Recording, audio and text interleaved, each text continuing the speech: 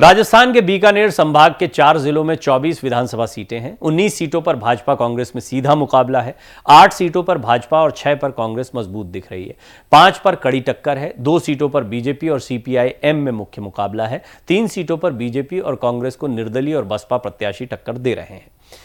इस संभाग के शहरी और ग्रामीण क्षेत्रों का दौरा हमारी टीम ने किया है। हर सीट का राजनीतिक गणित समझने की कोशिश की है। इलेक्शन एक्सप्रेस हमारी टीम जो है वो मध्य प्रदेश, छत्तीसगढ़, राजस्थान जमीन की हकीकत आप तक पहुंचा रही है। आप हमारे चैनल्स पर जाकर इसकी पूरी डिटेल देख सकते हैं। वहां के लोगों की क्या राय है वो भी आप इन कार्यक्रमों के दौरान देख सकते हैं। महिलाओं से, युवाओं से, राजनीतिक कार्यकर्ताओं से, सभी से बात कर रहे हैं और जानने की कोशिश कर रहे हैं क्या मिजाज है। अगर इस इलाके की बात करें तो 3 सीटें सबसे ज्यादा चर्चा में है। शिक्षा मंत्री बीडी कल्ला की बीकानेर पश्चिम सीट, नेता प्रतिपक्ष राजेंद्र राठौड़ की बदली हुई तारानगर सीट और नोखा सीट।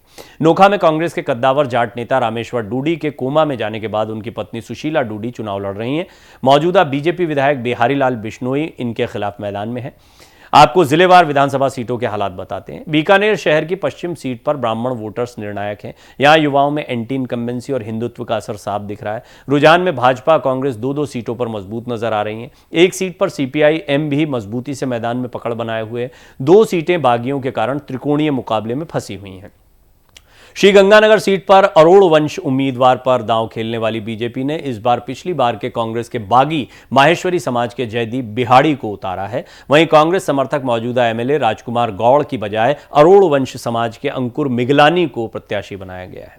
3 सीटों पर भाजपा और 2 सीटों पर कांग्रेस मजबूत दिखती है। यहां पर वहीं सूरतगढ़ सीट पर जनता जननायक पार्टी के प्रदेशाध्यक्ष जेजेपी जिसको कहते हैं पृथ्वी मील के उतरने से मुकाबला रोचक हो गया है। हनुमानगढ़ शहर सीट पर कांग्रेस विधायक विनोद कुमार की लोकप्रियता में कमी दिख रही है। वहीं पिछली बार उनके साथ खड़े नगरपालिका चेयरमैन गणेश राज बंसल खुद चुनाव लड़ने की बात कह रहे हैं। भादरा में बीजेपी और सीपीआई-एम में कड़ी टक्कर है। इस बार 2 सीटों पर भाजपा आगे दिख रही है। 2 सीटों पर भाजपा कांग्रेस में और 1 पर भाजपा सीपीआई-एम में कड़ा मुकाबला है। चुरू में तारानगर सबसे चर्चित सीट है। सीट बदलकर आए भाजपा के कद्दावर नेता राजेंद्र राठौड़ और मौजूदा कांग्रेस विधायक नरेंद्र बुडानिया में कड़ा मुकाबला है। यहां Jat versus non Jat voters का फैक्टर अहम रहेगा। इसी तरह चुरू सीट पर भी कांग्रेस बीजेपी में कांटे की टक्कर है। 2 सीटों पर कांग्रेस और 1-1 सीट पर भाजपा और बीएसपी मजबूत दिख रही है। 2 सीटों पर भाजपा और कांग्रेस में कांटे की टक्कर है। बीकानेर जिले में 7 में से 4 सीटों पर खुली बगावत हो गई है। बीकानेर पश्चिम सीट से कांग्रेस के मजीद खोकर आरएलपी से मैदान में है। शहर कांग्रेस के बड़े नेता राजकुमार किराडू ने बीजेपी ज्वाइन कर ली है। बीकानेर पूर्व में भी कांग्रेस पार्षद मनोज बिश्नोई आरएलपी से चुनाव लड़ रहे हैं। कोलायत में भी 2 बार विधायक बने रेवंत राम पवार कांग्रेस का खेल बिगाड़ रहे हैं।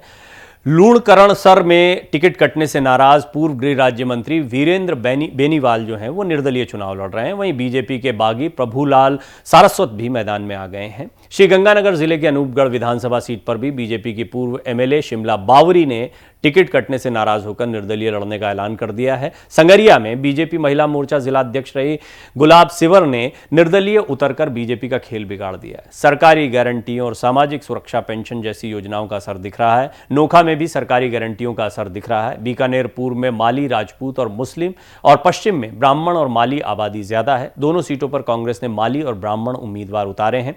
कोलायत में दलित और राजपूत वोटर्स ज्यादा हैं। मंत्री भंवर सिंह भाटी और पूर्व मंत्री देवी सिंह भाटी की पुत्रवधू पूनम कंवर के लिए यह समीकरण नुकसान वाले दिख रहे हैं। नोखा से चुनाव लड़ रही पूर्व नेता प्रतिपक्ष रामेश्वर डूडी की पत्नी सुशीला ने बताया कि सपने में भी नहीं सोचा था कि वो चुनाव लड़ेंगी। बीकानेर पश्चिम सीट पर भी हिंदुत्व और जाति फैक्टर हावी होगा। यह क्षेत्र इसलिए भी महत्वपूर्ण है क्योंकि ओवरऑल जो सीटें होती हैं या जो सरकार बनती है उसमें भी इस क्षेत्र का बड़ा अहम योगदान होता है। इसलिए इसकी अलग अलग सीटों को सिलसिलेवार तरीके से और यहाँ के मुकाबले किस तरीके से दिलचस्प और कड़ा मुकाबला देखने को मिल रहा है उसको हमने यहाँ रखने की कोशिश की।